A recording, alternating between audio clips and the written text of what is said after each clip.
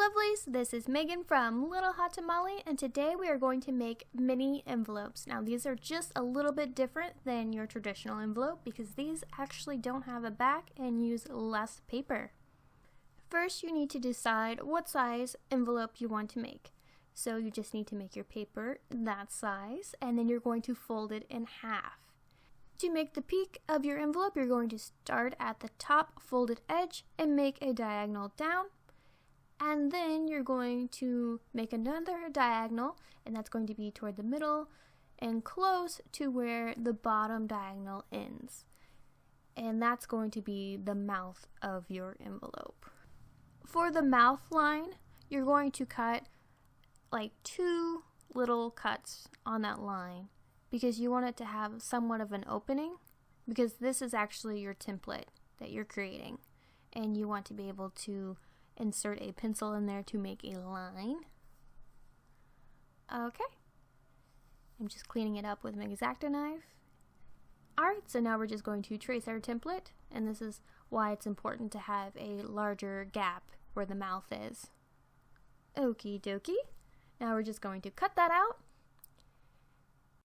and use our X-Acto knife. Okay, so after you're done with that process, it is time to decorate it. So for mine, I'm using my pastel Halloween collection, and these are just the printables, but they're also elements, so you can actually enlarge them or make them smaller depending on what you need them for. For the first envelope, we're going to use embroidery thread, and to keep it in place, you're just going to use a little bit of washi tape and then a large piece of washi tape to keep all the threads down, and so that your papers or whatever you put in your envelope doesn't get caught on it. And then I'm just going to layer a few different images. So I'm using my circle punch, and I believe it's 5/8 of an inch. And I punched out a circle out of glitter paper. And then a fun spider web heart. And a phrase. Now I like to keep my phrases just a little bit larger than the heart and have it overhang the envelope. Kind of gives it some added interest. Alright, so for the second one, we're going to use a large glitter star. And I also used a punch for this, but you can also freehand it.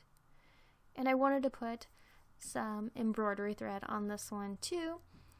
And I already glued down the star, so it was a little bit of a struggle. And then a little bit of washi to keep it all in place. And then on top of the star, a fun little skull. And to finish it off, of course, we have to add a few gemstones. Okay, so for the next one, we're going to use some rickrack. It's just a type of ribbon. And then pink ribbon. And then silver glitter ribbon, and since my ribbon was a little bit wide, I just cut it in half. And then I like to use a glue gun for ribbon. It's so much easier to get everything to hold. And then a circle embellishment on top of it.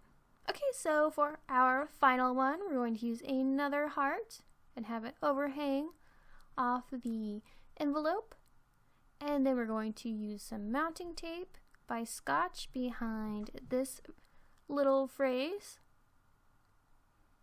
It's not really a phrase, it's just one word. And I'm going to center it and add a gemstone. And then for the little goodies inside, I'm using tickets, some little pop bottles, a little tag. I'm just going to show you how to make a little tag. You just take a rectangle and then cut a triangle off of the 2 top corners and use a little hole punch and some embroidery thread for the little tassel on the tag.